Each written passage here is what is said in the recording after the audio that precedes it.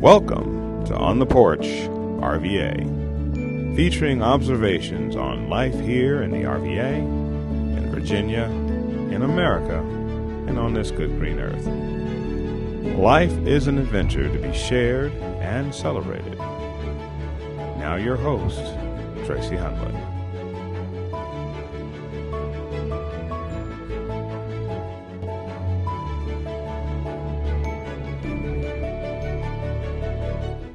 Hey everybody, welcome to the Porch. We are on the Porch RVA, and I'm guessing that you have found us either through all the major podcasts are carrying this, but we also got YouTube and Rumble, and so I would ask that you subscribe. And now that I got that out of the way, I want to welcome Fournia back to the Porch. And if you're wondering why I say back to the porch, you can always look in Season 1, Episode 18. That was where our original conversation was. And thank you for coming back. Yeah, thank you for having me. I'm honored. It's a privilege. Thank you, Tracy. Well, we covered a lot of information when you were here the first time. And we left it at you were going to come back when there was more time to talk more in depth about how things were progressing. And so I want to give a brief recap. And if you look at episode 18, you'll see in the show notes different links. But it boils down to the Virginia Problem Gambling Helpline. And this month is, all these different things that have awareness months. Well, this is which awareness? It is, I'm so excited. It is the National Problem Gambling Awareness Month. March is 2025. And so you will see a lot of TV ads, campaigns, a lot more presence about problem gambling, the risks about problem gambling prevention, responsible gambling, treatment options, etc. So it's a great campaign. It's not just because of some basketball thing that takes place in March, is it? I don't know the reason behind that, but that's good. I mean, it could be. There's a lot of stuff going on in March. So. I understand that there is a lot going on with the General Assembly. I'll start there because that's what I was watching. I was watching the General Assembly, and I was not the only one watching the General Assembly. I got these numbers. The lobbyists who have decided that gambling is the biggest moneymaker going are investing in Virginia. Their seed money and their vision. T.O.M.A spent $500,000 in Virginia.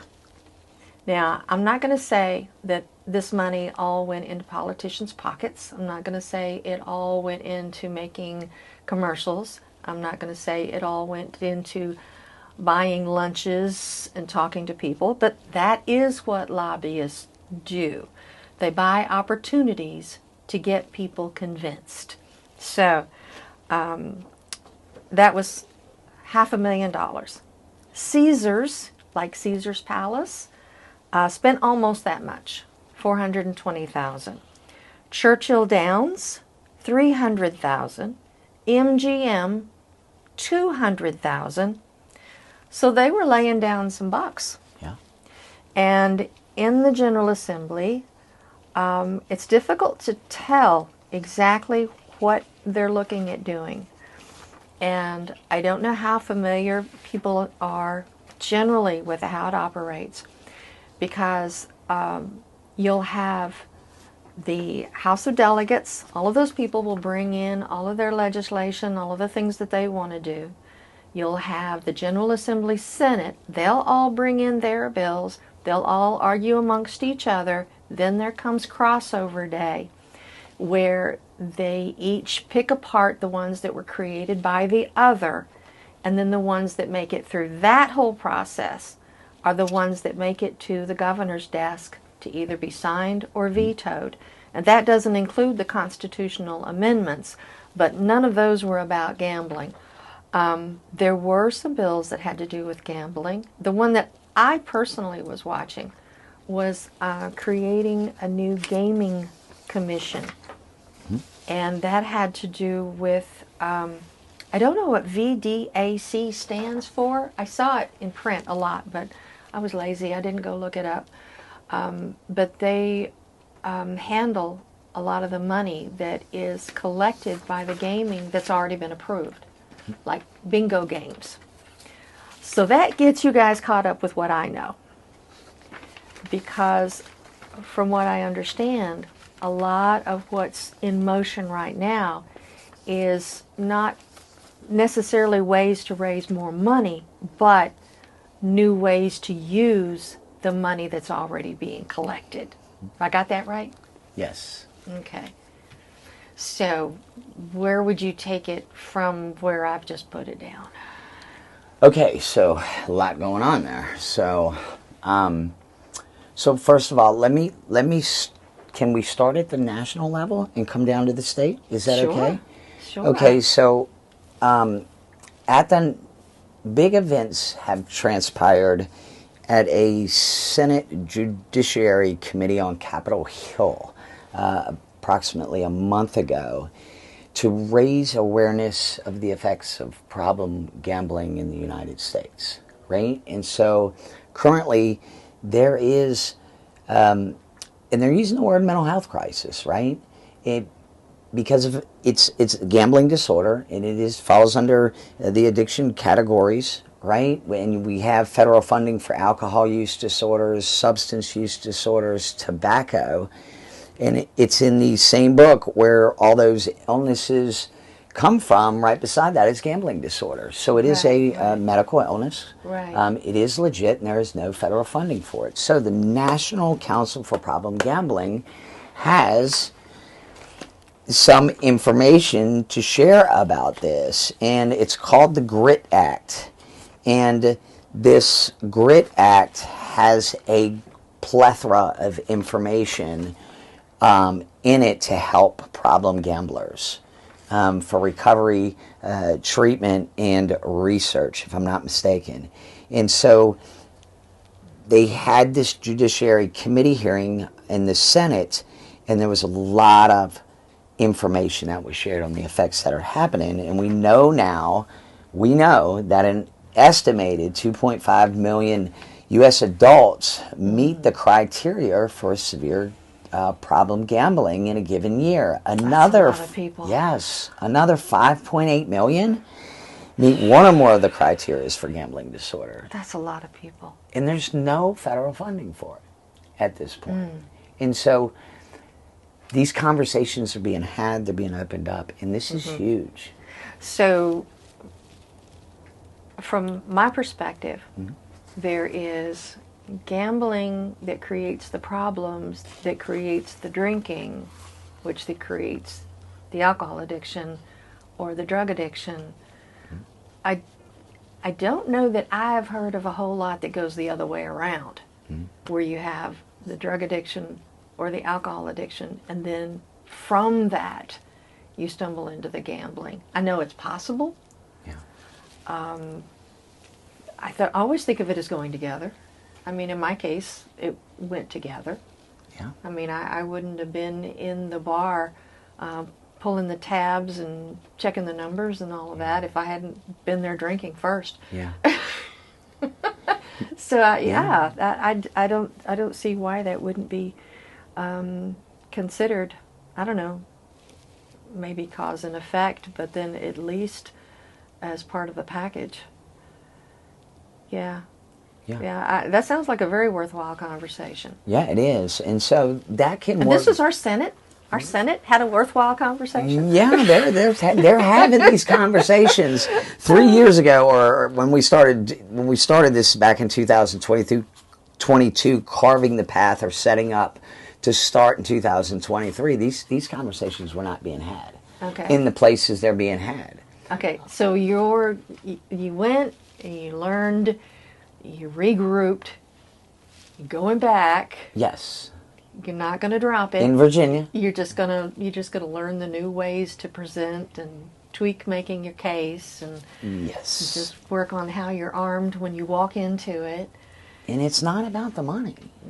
It isn't about the money. It's about our communities. Yeah. It's about our families. Yeah. It's about our loved ones. There's so many impacts. When I field calls every day of the despair and the hopelessness and the pain and the struggle and the divorces and the it's dividing families. It's affecting our communities, right? And people aren't aware. It's taking rent money. It is. It's our youth in our high schools. It's very prevalent in our college campuses. It's running wild. Sports betting is absolutely running wild. The expansion is exponential, not only for the gambling that's happening across the United States and Virginia, but for our families, for every problem gambler that runs into problem gambling, it affects an average to 7 to 10 people in the family unit. Around it, yeah. Right? And so this is affecting our communities. There are people struggling from gambling disorders, and it's and we need to have these conversations, right? And so we, like I said, when it comes down to it, the money involved is to help people and to talk about the risk associated with problem gambling, to talk about responsible gambling. People aren't aware that this illness can hijack the brain and the body, and it does for some people. Okay, so you mentioned grit.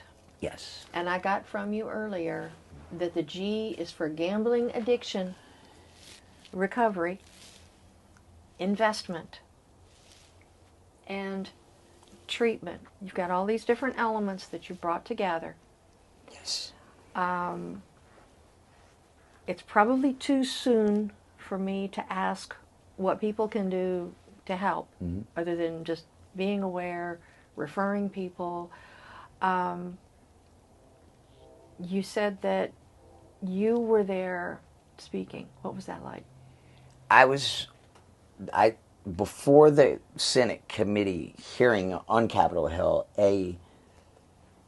Were you in that big room that we always see on C-SPAN? I was not. Okay. I was not. So I was on an advisory with a bunch of people, a panel of about 7 of the people who were presenting there, and they were. They wanted my experience, my professional experience in what I'm seeing, what is happening in the communities. Subject matter expert. Yes. What is? How is this affecting people? What is going on? You know, and you know, we're seeing the video games, right, are becoming our babysitters, right? And that's dopamine. We're planting those seeds at a young age, and they run into high school. I never even thought about that being escalates.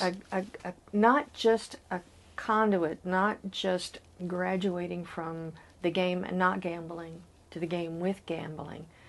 But I've been seeing those opportunities on the internet as I get on something. I see it advertised all the time.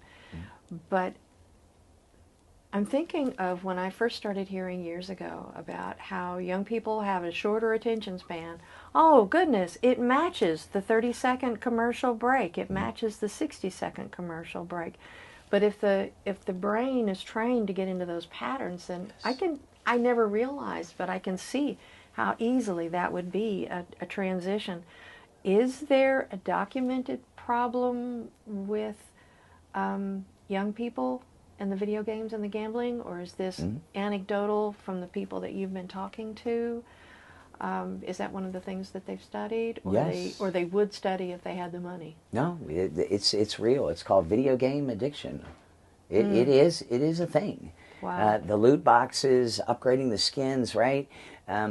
Just in my household, at the time, a 5-year-old off of a game called Fortnite plays it often, and if a credit card came up missing, and he spent $100 for materials and didn't ask anybody, didn't say anything, and then didn't want to tell the truth about what had happened. Yeah. Okay. Yeah. And so it's we real. We're aware of a similar real. story. Yeah, Right? it is. It is. The kids stay quiet and they're occupied, and dopamine. It's changing the makeup of the brain.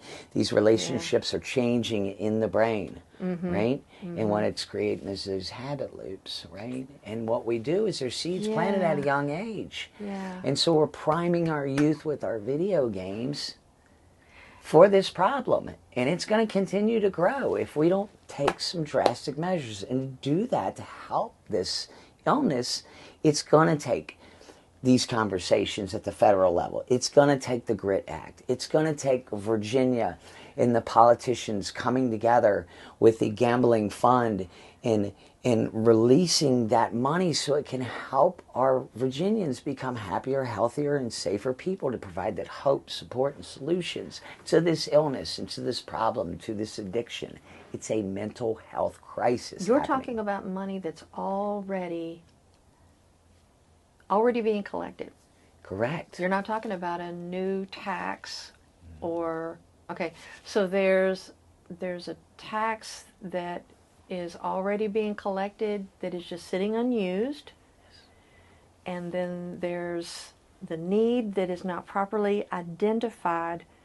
So this Virginia Gaming Commission was supposed to connect those two. So,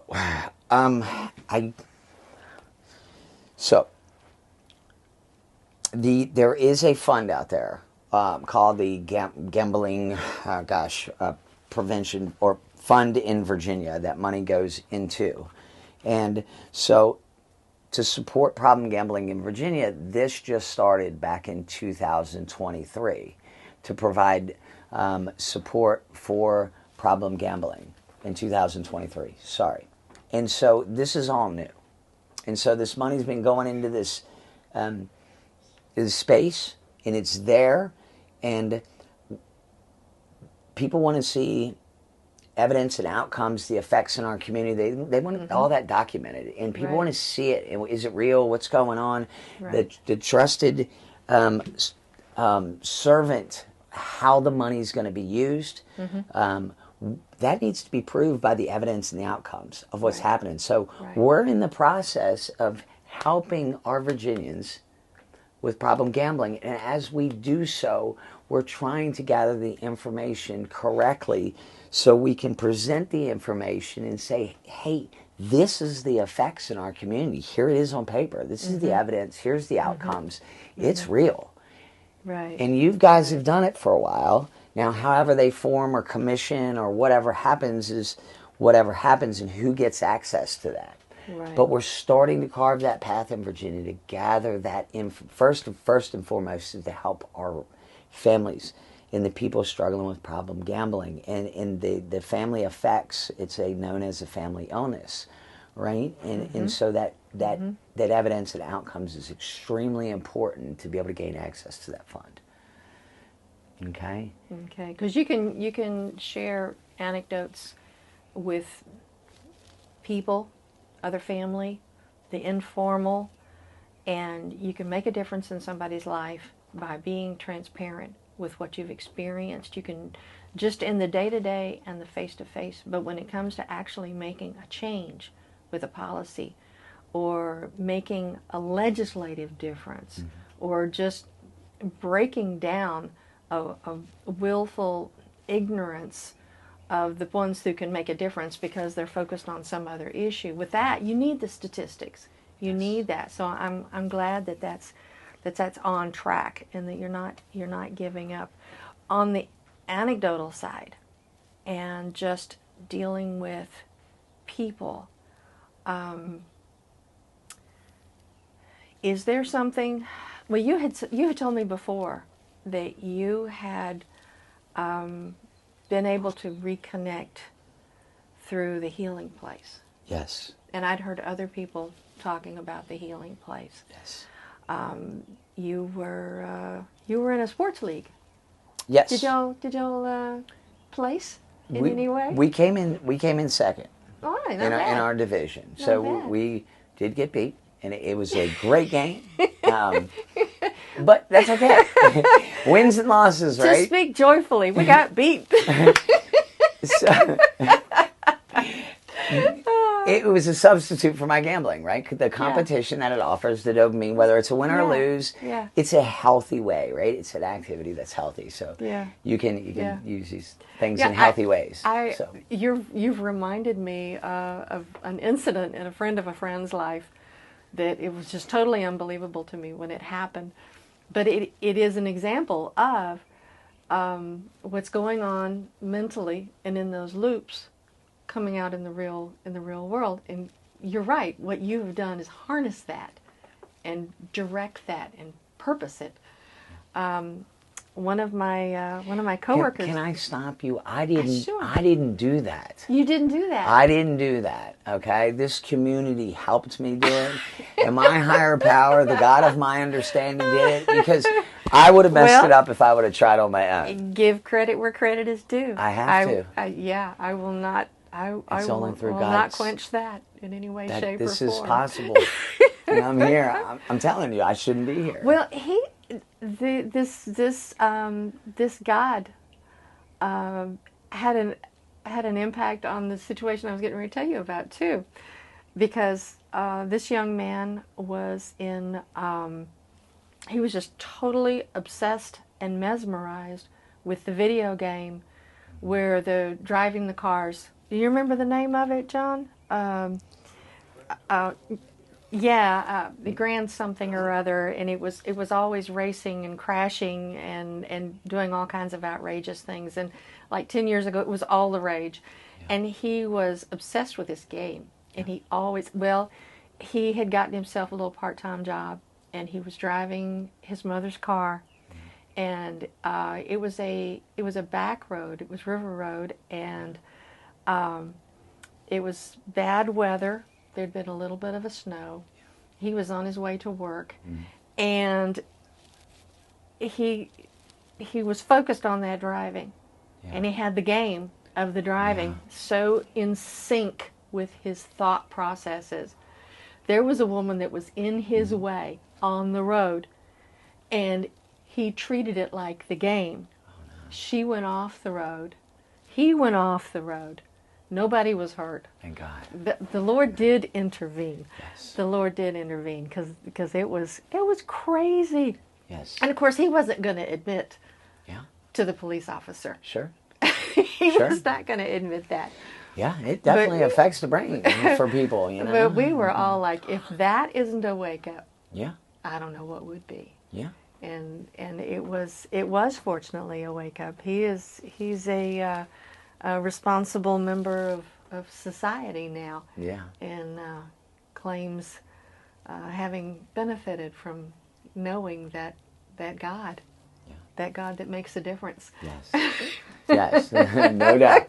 He will turn the biggest mess into a message, right? And here it is. I never knew that senators and these fancy people from Washington, D.C. would ask me about information on what's happening in Virginia and gambling and the legalization of it and how it's affecting people. Like, how did that happen? I didn't know the Wall Street Journal was going to reach out to me. Yeah. Like, how did that happen? Like, how are these things happening? How did I get here? If somebody had told you when you were living in the rough outside of Roses, if they had said to you at that point, if you'll just stay alive and let God use you, if you'll just stay alive and let God use you, I think all of us need to be reminded every once in a while that everything that we go through, everything that hurts, accomplishes something if we just remember that we're not done. Yeah. We're not done. And it's hard. Yeah. It is hard to be in the middle of something and say, why am I going to the trouble? Why am I going to the trouble to fight this? Yeah. And thank you. Yeah. Thank you. No, thank you for bringing God in, and let's talk about this. For speaking up, for being the subject matter expert. I'm excited about this being a month of awareness. Yes. You're going to have more opportunity to get out and talk to people. Yeah. You have events planned, or are y'all just going to be going to different places and setting up like pop-up things? Or? Yeah, outreach. Yeah, the volume of calls coming into our call center. I work for the Virginia Partnership for Gaming and Health through VCU. The volume, and we just got some great data released in the 2024 VPG annual report. Throw some numbers at us. Yes, and so key highlights. There has been an increase in the helpline utilization. Calls to the Virginia Problem Gambling Helpline continue to rise, reflecting the growing needs for accessible support. We experienced a 49% increase in calls compared to 2023. Okay, there's enhanced outreach and engagement happening with us in the 5 peers and in the employees and my colleagues that are reaching out in the 5 different behavioral health regions in Virginia to raise the awareness, to provide the hope, the support, the solutions to help our communities, right? To let people know the risks associated with gambling. And so much more. I'm imagining that the increase in calls is the increase in awareness. I can't imagine that there's that much of an increase actually in the gambling itself. I mean, there could be, because there's certainly a lot of people who want to bring in more gambling. Yes. We do have new casinos popping up, and we know that they want to have another casino in Northern Virginia, which would impact this area. Yeah, Petersburg. Absolutely.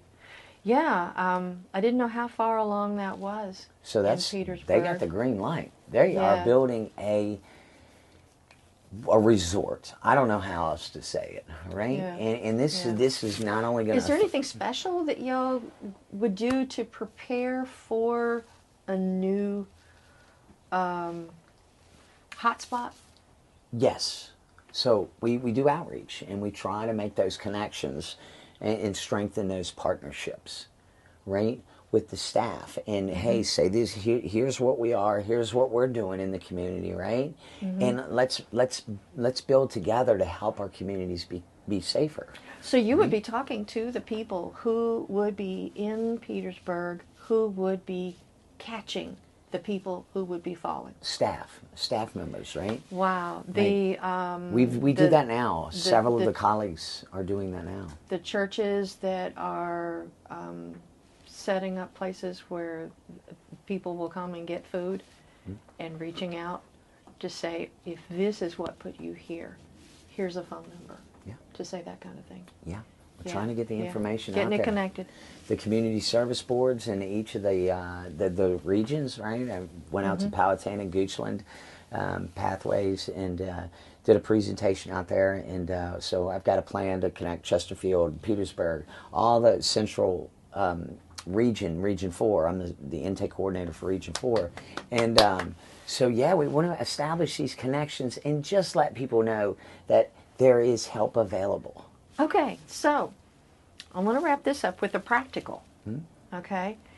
If you're watching this or listening to this and you are connected to someone, some organization that is on the periphery of a hotspot, and I'm thinking of casinos and Churchill Downs and all of that stuff, but if the General Assembly has their way, there's going to be slot machines in the 7-Elevens and in the truck stops. And so anywhere can be a hot spot if they go this way. If you're in one of those places that you make sandwiches, that you get together with a bunch of ladies and y'all all pass out sandwiches during the day. Blessing Warriors, lots of organizations with different degrees of formality will do that. Reach out to this guy, hit the show notes, hit the links, and get connected with that information. 1-800-GAMBLER. If you're a Virginia resident, you can call 1-800-GAMBLER. But really, that'll get you there. Or you can call the Virginia Problem Gambling Helpline, which is 888-532-3500. There's help available. You are not alone. We are here for you. And I'm telling you, I'm seeing people heal. I'm seeing people that had prior alcohol and substance use disorders that say that the gamblings was harder to beat than that. Yeah, I believe it. And so I believe it. But they are. Because there's a hopefulness yes. that is part of the fraud yes. of dealing with the gambling. Yeah. So that number and reaching out to you is, if you need help to pull it together the way Sean has, or if you want to help him do some kind of a pop-up or outreach, if you want to get information on how to help somebody that you know, then call. Yes. Call Sean. I will come to you in person. We can Zoom, however you want to do it. We can distribute the information to you, raise the awareness of your staff so there's resources, because there's a very high percentage of people that suffer from alcohol and substance use disorders and mental health challenges that run into problem gambling. Very high. Yeah. Very high. Co-occurring disorders. Yeah. And so it's prevalent, okay? And it's known as the hidden addiction. Pete, you're not alone. There is support. There's an evidence-based pathways that people are recovering from problem gambling. Their families are healing. Yeah. There is support for the family members. Yeah. We offer that for the family members as well. That's wonderful. And if you can't afford it, or don't have insurance, please let us know. There may be an opportunity that VPGH will step in, hopefully, and provide the funding. And that, hopefully, what that funding is going to be used for. Don't let that be an obstacle. Some of it. Don't let that be an obstacle. Yes. Removing barriers to treatment. Yeah. That's it. And let that not just be for the month of March. Yes. Thank you.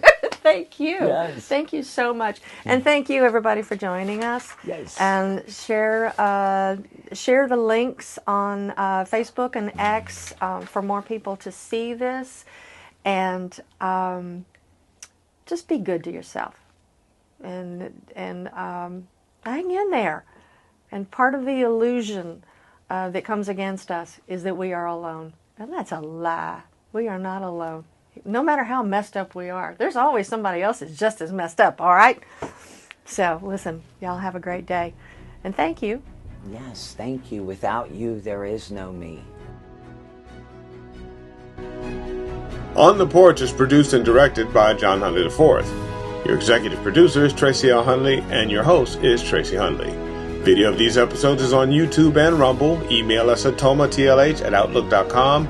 On the Porch is a 2025 T.O.M.A Studios production.